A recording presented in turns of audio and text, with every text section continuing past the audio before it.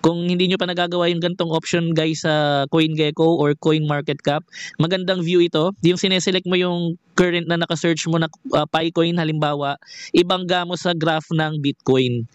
And guys, ito just by merely looking at the price action between Picoin and Bitcoin. Okay, so yung color orange dito or yellow orch, yun yung Bitcoin, and then yung neon blue dito, ito yung Picoin.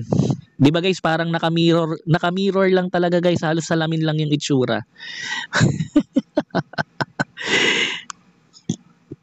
Imagine niyo lang guys kung ano, yung Bitcoin, bumaba pa siya as low, kasi tingnan natin yung ano, stick lang kayo guys tingnan nyo tingnan nyo maigi to BTC to PHP. Ayan. So yung isang Bitcoin ngayon sa time ng recording natin nasa 6.5 million. Pero i-ano natin siya ng ano guys, USD kasi mas madali i-recognize yung Bitcoin pagka naka-USD kasi ang taas ng value. Ayan. 112 dollars, okay? Imagine niyo na lang bumalik to sa ano 80, 70, and then yung umaasa ako na kahit sana lang talaga considering na kahit na meron ng mga ETF and pumapasok na yung mga whales, large institution and businesses sa crypto, bumibili sila ng Bitcoin, sana umabot pa rin at magkaroon tayo ng another opportunity to buy yung mga favorite reliable altcoins natin kapag yung Bitcoin bumalik sa around the 40k and below. Okay, sana magkaroon pa tayo ng ganong opportunity. Kapag nangyari yon, I'm really expecting yung Picoin na mas bumaba pa, and possible talaga yung as low as 3 pesos na Picoin isa. Pagka nangyari talaga yon, mag-consider tayong not a financial advice, pero read between the lines, it's a good buying opportunity, okay? Pag nangyari yon, okay? Again, I always encourage you to do your own research, okay? Now, puntahan natin tong panibagong option. Okay, before, dalawa lang talaga to, itong pay and request option and then lockups. Pero sa recent development ng Pi Network, meron ng stake option dito. Pero yung ini-stake dito guys, i-stake tayo ng existing Pi coins natin para supportahan yung mga existing na apps ng Pi coins, okay? So parang community voting siya. Pero hindi ito yung iba kasi hindi nagbabasa. Itong staking na yan, hindi yan yung staking na kapag ka naglagay ka ng Picoin or nag-commit ka ng Picoin, tutubo or magkakaroon ng interest yung Picoin mo kapag ka natapos yung certain duration or period, okay? So, hindi siya nag-work na ganun, okay? Talagang kino-commit or pinapayagan mong i-stake yung existing Picoin mo para supportahan. For example, yung mga apps like PiCommerce and then FruityPi na game app dito sa Pi Network, okay? Dito sa Pi ecosystem. Okay? Kailangan naintindihan nyo yan. Huwag kayong basta-basta stake nang hindi nyo binabasa yung mga guidelines, okay? Ito, puntahan na natin tong buy option na to. Ayan, how do you want to get more Pi? So makikita natin tatlo yung option: on-ramps, exchanges, mine Pi for free. So itong pangatlo, basic na yan, hindi na natin i-discuss yan, alam na natin yan. Pindutin mo every 24 hours yung Pi coins mo, magmamine ka ng Pi coins. Pero itong una, itong on-ramps, sabi dito, you can buy Pi using fiat or credit cards in small amounts, okay? So pagka clinic natin siya, recently kasi kasama na sa Know Your Business or KYB partners ng Pi Network ang on-ramper, okay? So naka-integrate na directly sa ating wallet, o hindi na natin kailangan pumunta ng separate website, separate browser para bumili ng Pi coins, or hindi na natin kailangan pumunta ng panibagong exchange kagaya ng MEXC or OKX or Gate.io para lang bumili ng Pi coins.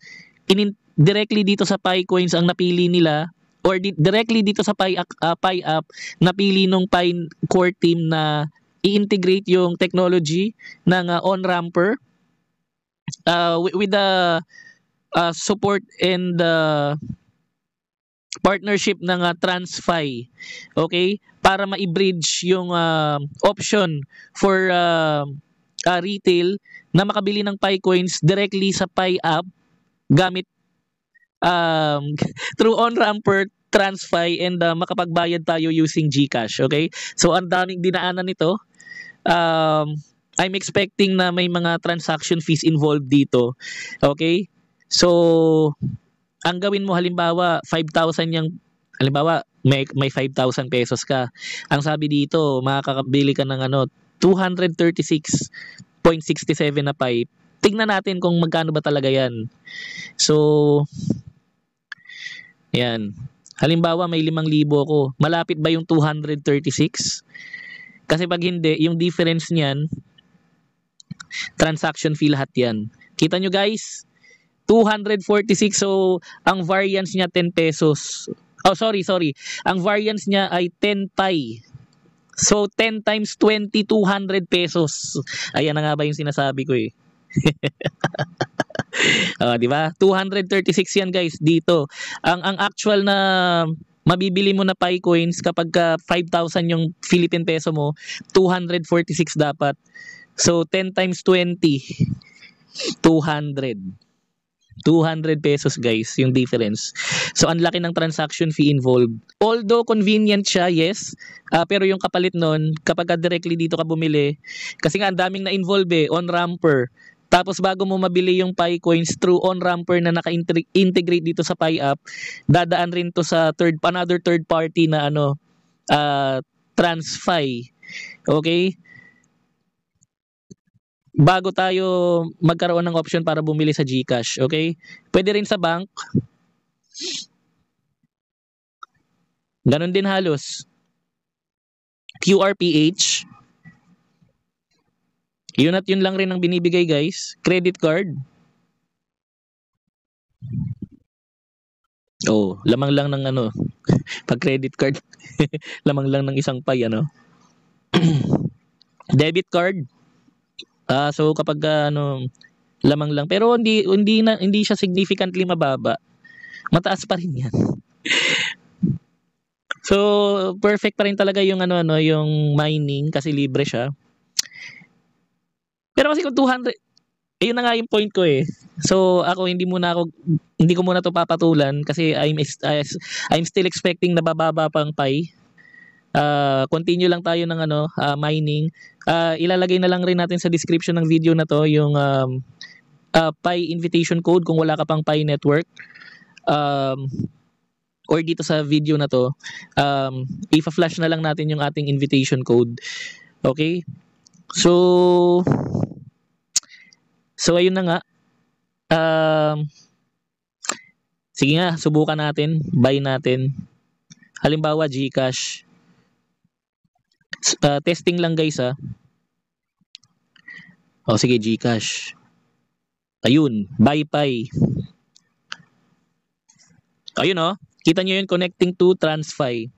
Okay, so sa next page, hihingiin ng on-ramper yung Gmail account. Okay, so dito guys, remember na ang ilalagay mong email address dito, yung nominated email address na ginamit mo para ma-verify sa Pi network. Okay, yun lang yung email address dito kasi ito na yung nakalink sa Pi account mo. Okay, so i-continue natin yan. Hihingiin dito sa part na to yung legal first name, legal last name, email address, nandiyan na siya, auto-populated, date of birth, okay?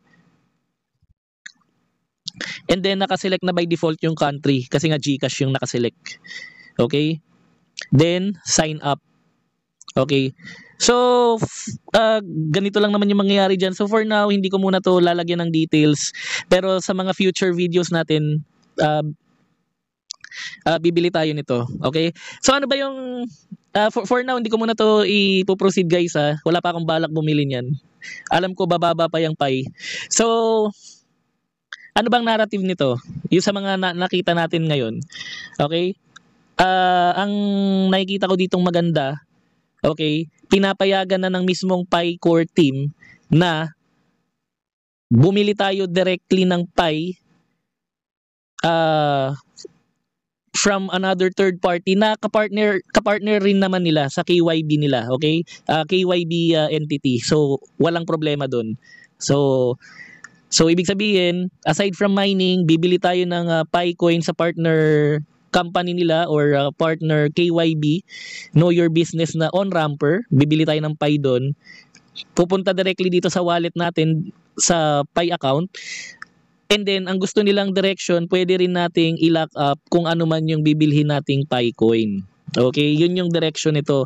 Yun yung implied narrative nitong mga recent update ng Pi. Which is okay, kasi kung naka-integrate dito sa mismong Pi account yung option para bumili ng Pi, hindi na ako matatakot na pwede kaya talaga na bumili ako ng maraming Pi, tapos gagamitin ko yun para i-lock up and para tumaas yung mining rate ko. Okay? So, yung part na yun na-resolve na dahil dito sa mga update na nangyari. Lalo na nung na-integrate itong on-ramps na on-ramper para bumili tayo ng Pi directly sa wallet natin using yung fiat money natin through GCash. Okay yan. Okay na okay yan. Ang susunod nating problema, kailan naman kaya i-release ng Pi? Kasi nag-lock up ka, halimbawa 3 years, hindi kasi natin alam kung ano yung nasa plano. Yun lang yung medyo yung part na concerned ako. Kasi hindi ako totally naniniwala na hindi na decentralized sila, okay? The fact na mayroong KYC ang Pi, partly may in some way, shape or form, meron din tong centralized control, okay? Hindi siya totally 100% decentralized. So dapat naiintindihan natin 'yan, okay? Ayan guys, good morning. Pi news update tayo today. Ito yung date and time ng recording natin. Now, to set your expectation, itong Pi account na nakikita ninyo ngayon, Pi account to ng asawa ko, okay?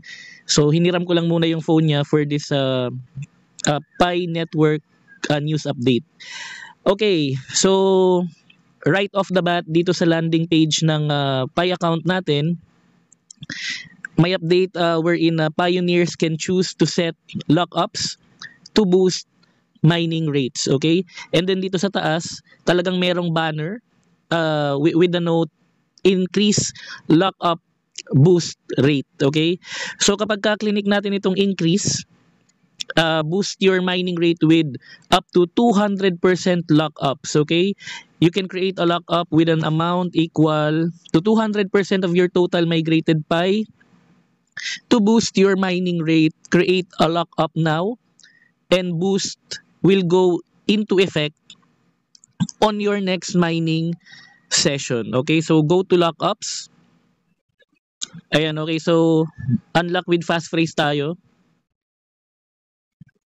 Okay, so nakalagin na tayo sa ating Pi mainnet wallet. Okay, pero kapag ka-check natin yung mainnet balance ng Pi account ng asawa ko, makikita natin dito, meron pa siyang unverified balance na 114.65 Pi and transferable balance na 9.16 Pi coins, okay? So, sure ako dito na makukuha niya yung unverified balance na yan kasi makikita nyo dito sa mining guys, dalawa lang yung niya, members. Ang nangyari kasi dito guys, yung invite code na ginamit ng asawa ko to set up her Pi account, invitation code ko yun. And then yung kasama niya lang dito sa referral team niya is ako, which is currently mining. Ayan, yung nakikita nyo at NicoBet1208, and then itong at Bayanihan Pi 31416. Buti na lang nakita ko to, i-check ko tong nasa tablet nasa isang tablet namin. Ginawan kasi namin ng Pi account yung anak namin na below 18 years old or minor pa lang, okay? Pag-uusapan natin yung Pi account setup for minors on our future video, pero for additional information, kailangan nyo ring malaman na kahit below 18 years old pa, nakapaloob sa white paper or sa documents ng Pi core team na pwedeng gawan ng account or mag-setup ng account kahit yung isang individual ay below 18 years old pa lang, okay? Yun nga lang, syempre by 18 years old niya pa lang, pwedeng kompleto yung verification or yung KYC. Okay, kasi nga under 18 pa siya. So pag-usapan natin yan sa mga future videos natin. For now, focus muna tayo dito sa update ng Pi regarding the Pi lockups. And then meron pa tayong pag-uusapan. Stay lang kayo sa video na to. Okay, so para makapag-create ng lockup, i-click lang natin itong lock symbol for lockups and then create lockup. Now, makikita natin dito sa create lockup na page, available balance sa 0.10 Pi na lang. Pero halimbawa na napunta na uli yung remaining unverified balance and transferable balance ng asawa ko dito sa mainnet total available balance, pagka pinili niya yan, okay, so yun pala yung max. Pwede palang mag-contribute or mag-lock up ng up to 1,143. So 1.14k up to 1,143.53 Pi pala yung pwedeng i-lock up. So nag-error lang siya kasi wala naman tayong existing na ganyang amount ng Pi, pero for tutorial purposes lang to, okay? So kasi habang patagal ng patagal, bumababa na yung yung Pi rate na pwedeng i-mine per hour. So itong create lockup is magandang option ito, okay? In the future or in the near future, kung gusto nating ma-increase yung ating mining rate daily, okay? Now, meron pang importanteng update ngayon yung Pi account natin, which is a good thing considering na bumaba ang price action ng Pi. Okay, so puntahan muna natin yung price action ng Pi to PHP, okay? So ayan na. Sobrang baba na guys. So down by 19.7% in the past 7 days, 1 Pi 20.31. Pero way back nung mainit pa yung Pi sa social media, umabot ito as high as 150 up to 160 pesos. February 27, 2025, tandaan nyo to, umabot yung Pi ng 161.11 yung isa. And sobrang baba na nito sa previous all-time low nito na around 74 or 50 pesos. So as low as 20 pesos na siya ngayon. Pero sa kabila nung downside ng Pi ngayon guys, in my own perception or opinion, this is a good sign na tuloy-tuloy lang yung Pi, just executing yung nasa roadmap nila, and then enhancing yung Pi wallet natin, okay? So okay yan. And I'm still expecting a much lower price sa Picoin next year or sa next bear market cycle. Kapag umabot talaga yung Pi ng 10 pesos and below, halimbawa naging 3.40 na lang yung Pi, talagang napakagandang buying opportunity nun, okay? And disclaimer statement for our crypto bayanihan Web3 wallets. The content provided in this video is strictly for educational purposes only and does not constitute financial investment, legal or professional advice. We do not promote or solicit the purchase or sale of any cryptocurrencies, tokens, exchanges, or financial instruments. All the information shared on our YouTube channel is published in good faith and are intended to help viewers understand blockchain and Web3 technologies. Thank you.